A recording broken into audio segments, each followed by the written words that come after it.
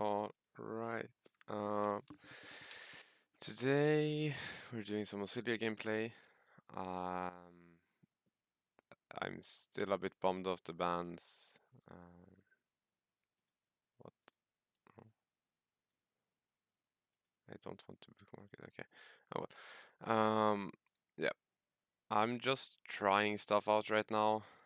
I don't really know um, like how this deck sideboards yet.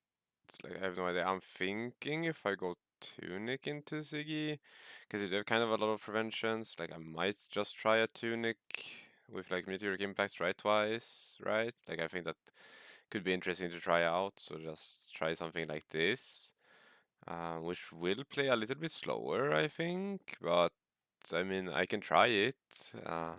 Obviously, wants Crown. Don't want balance in this matchup. I mean, yeah, I mean, let's try this. It's a Talishar game anyway. So, and I think, oh, Chrono Reflection is interesting. I think that's for AB1. So it does run AB3, which is very interesting. Now this, I mean, I think we're just keeping the Gondola Flash here. I see no reason for doing anything else. Like, I can block with the Gondola Flash Comet Collision here, but I think, like, even though I don't have a starter, I think just blocking like this, since I don't have poppers in the deck and I didn't draw Lightning Press, I'll just do this. I'm not too worried about fatigue in this matchup usually. Like, maybe I should be, but I'm not. Um, Ooh, now here I think I want to cycle the Contemplation. The reason why I'm cycling the Contemplation is because I don't need the Ponder since I have gone in a flash, right? So maybe I can find like an E-Strike, that's fantastic. Because we just go E-Strike, sink the Lightning Press to get the extra damage of the Consign here. So this is just really nice. Actually, in like just okay value for the turn. So we're probably getting some blocks here. Oh wait, I can see when I check grave. I can see when they check graveyard now. That's interesting.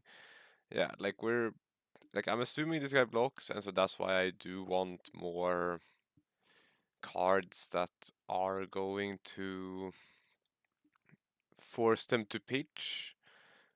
Because that forces resources away. If it's another Fate Foreseen, now we're obviously going to not let that Fate Foreseen resolve.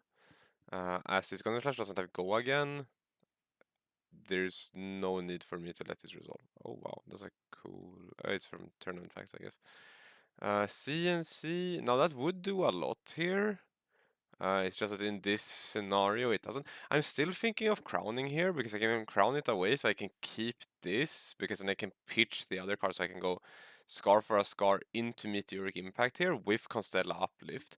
So I'm actually thinking about using my crown here anyway. And I think I will. I just wanna see how this plays out. I can also just take 6 here, but I really want to resolve this Meteoric Impact, I think. So I'm just gonna crown.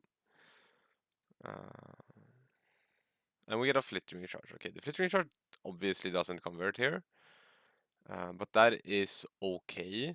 And now we can Arsenal the Gonna Flash again, and he will not know. Unfortunately, we'll not get value from this, but that is what it is, right?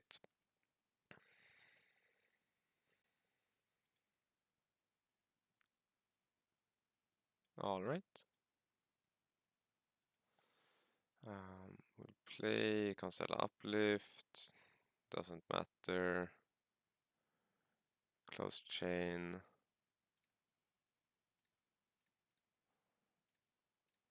Wait, also, is there streamer mode on Talishar? Oh, it is. Yeah, and you can see like here we just get free damage in for free here. That's fantastic. Vengeful Apparition. All right, that's actually kind of good in this deck. That's a very interesting card to play here, I think. This hand just kind of converts. Let's see what we have on top. So like, do we hit on Astral Bridge here? We do hit on Bridge. That's nice. So that means that I probably just want to go Entwine, Bridge, then play Kindle after Bridge has resolved, since I hate on Bridge. Which is like kind of annoying to do it that way, because I would much rather get 2 Arcane on the Bridge, since we cannot guarantee that I find something good off the Kindle, obviously. That's gonna be a sink, that's okay. This is like a this is probably a very defensive list, so I don't know, this looks kinda rough. This might be actually kinda rough. So I'm glad I brought in the arcane damage here. I will do this now. Or yes. I mean, no, I might actually do it like this anyway, just because then I can get this for free arcane. Since I don't know if I hit arcane. No, my tunic is at free as well. We'll see what we hit. Because like I can always convert to Continental Flash, so I see one more card here. Okay, it's a snatch. We do not care about that. Um, yeah. Right now I'm very happy playing a longer game though. Like just get the D-reacts out before. He's in a lot of them already, like 2 fates, 1 sync. He's really protecting this vengeful apparition to try and get value out of it though. Like he's really trying to protect it. Which I think is interesting.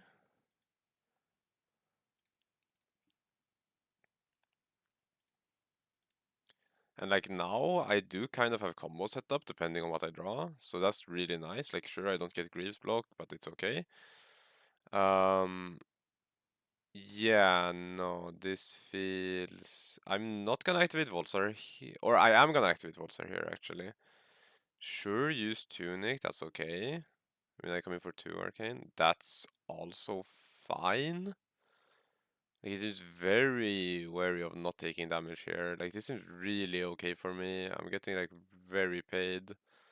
Okay. Do I want to play this as well? I don't think so, actually, because I can just, like, because, like, this is a free instant, and I don't need another one to go into grave, so, like, this is just a free swing. No? And I can activate bracers here. Yeah, let's activate bracers here to see. Okay, E-strike. So I probably want to cycle the shock then to see if I can hit off Astral Bridge. But like, Vengeful Apparition will die here for sure. God, something stuck in my eye. But yeah, this seems like he's playing incredibly defensive here. That also means that I get the 1 arcane damage from that. I'm gonna cycle here. Let's see. Let's play Constella Uplift. That's for 1 arcane, and he doesn't want to pitch into this. So he actually, like, if he has FF body here, that would be really bad. That's like what I don't want to see here. We'll go Gun Flash into Bridge. Sure.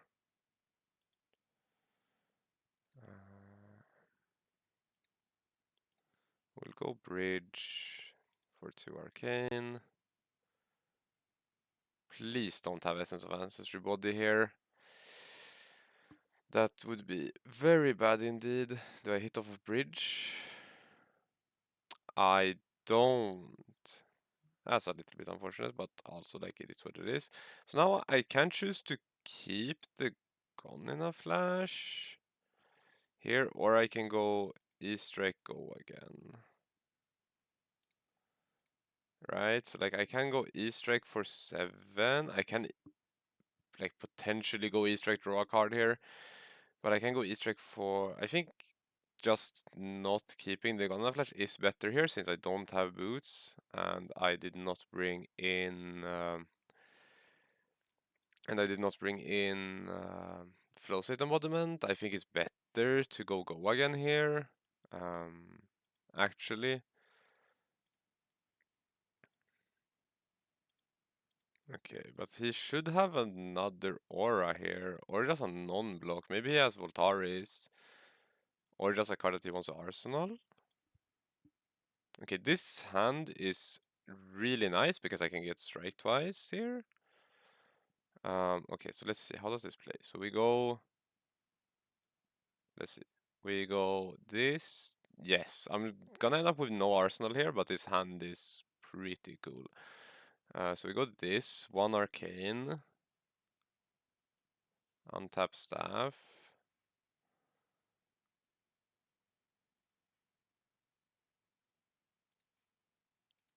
So we have 7 Arcane. Someone might think that I'm playing I Oscilio. So 7 Arcane into 3 Arcane from this, which like sure he can prevent, but I still have 1 Meteoric Impact, I still have 2 Comet Collisions, and like what are you doing here? Phantasmaclasm probably? Seems to be logical to me. Yeah, it has to be Phantasmaclasm here.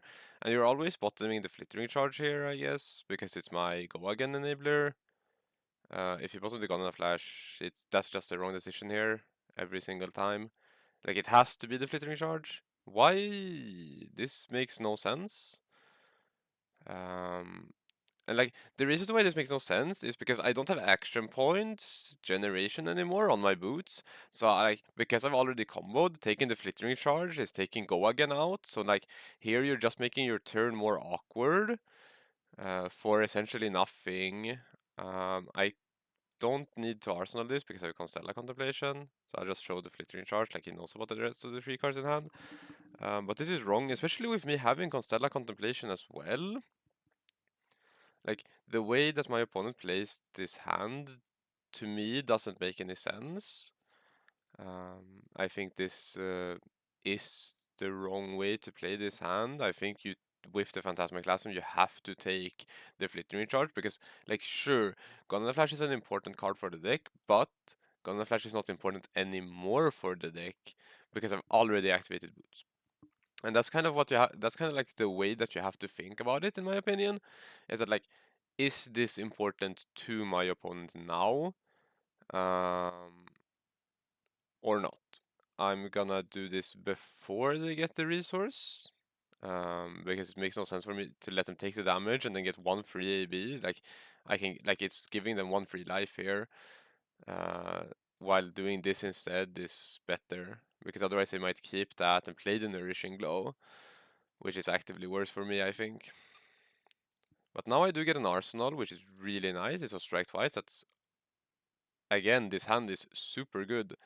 Because I can even go like Kindle, right? I can Kindle on this hand, right? So, let's see, wait.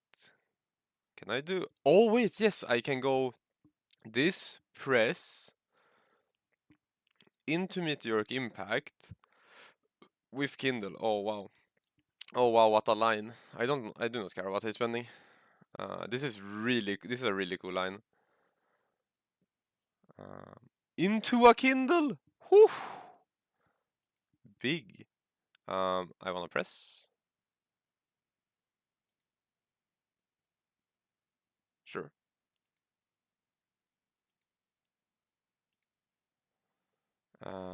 Tunic.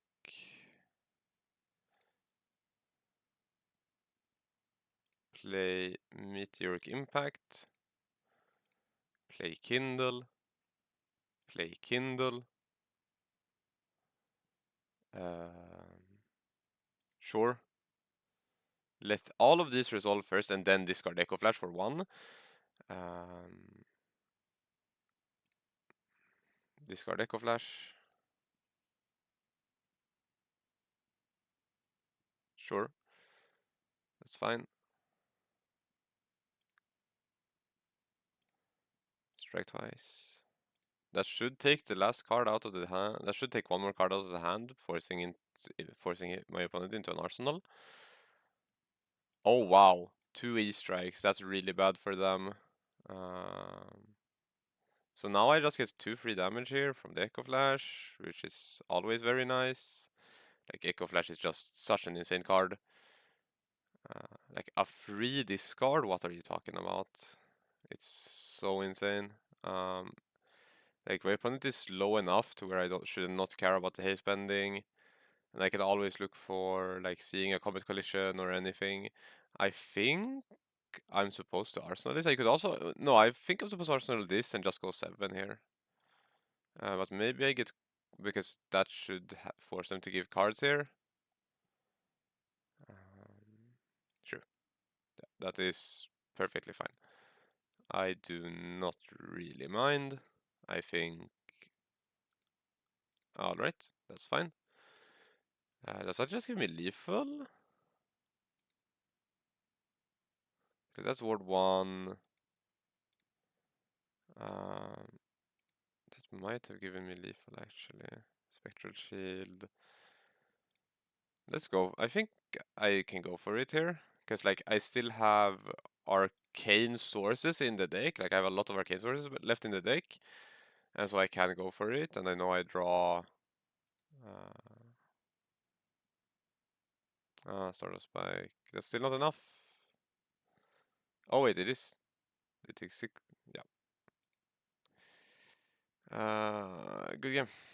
Yeah, so I think the critical mistake for my opponent there that makes the game a lot harder for them is the Phantasmaclasm. I think Phantasmaclasm taking my Flittering charge there makes my turn a lot worse. Because like then afterwards, like I see my I have 2 Comet Collisions left. And so I have a lot of arcane damage left. And like sure they can be free, but they're always leaking 2 on the Comet Collision effectively. Because like I would never Voltsar a shock, for example. Like that's not good for me. Or like the Constella cars, I'm not Voltsaring them anymore because they give me effectively nothing. And so this is kind of, in my opinion, how the matchup usually plays out. Like I think it's very difficult for Ziggy to do a lot in this matchup because they are kind of gated by how I play. And so as long as I play good flesh and blood and just present good numbers, they have a very hard time keeping up. Because like even with them seeing a lot of D reacts, like they saw 7 D reacts this game in 8 turns. Like it's not a lot they can do because they're just forced to block constantly. And then I have one pop off turn where I didn't even deal that much damage on the combo turn. Like it was a 28 value combo turn, which is pretty okay. But that also means that when I have like 12, 14, 11, like they have a hard time dealing with the value that I am as throughout the game. And so they can't really block you out and they can't really aggro you down because they're not fast enough to aggro you down. Right? And so that makes it really hard for them to play the game in a way where they can play towards their own game plan. They have to play more to stop your game plan. But it's kind of the same. It reminds me of how the I Oscilio matchup was before bans. I still think the I Oscilio matchup should be pretty good. I haven't played it, but it should be pretty good still. And so like before bans, what Ira would do is she would just send disruption at you for like 3 or 4 turns. Then one turn she misses on disruption because like they have to miss on disruption eventually. That's just gonna happen. And if they don't, sure they win the game. But usually they won't. Because they miss on disruption one turn, and then you just vomit out everything, and they die. And that was the Ira matchup. Um, and so it feels really weird to have like essentially the same thing where you just get to play the game and they can't present enough disruption. And that's why Victor was so rough, and like Mario is fine but can be rough sometimes because they can just draw so much disruption or they can just present a lot of damage. So I do think that is a very difficult game for the Ziggy to play, unfortunately. I would really love to see Ziggy get more support for the Afro plan because that's what I wanted to play. Like I saw the hero and I was like, blinking your stuff, getting holo counters sounds pretty cool. But then they were just like, no, we're not gonna do that. So yeah, that's about it. That's the game. I would hope to maybe like do more of this now. That's my goal. Maybe not one a day, but I want to upload more. Like this coming week, I'm probably gonna do another Talishar gameplay video, like with commentary like this. And so I'm gonna try to do it a little bit more consistently, at least until September, because in September school starts again, and so I will not have a lot of time to do it. Uh, but yeah, that's it for now. So yeah, see ya.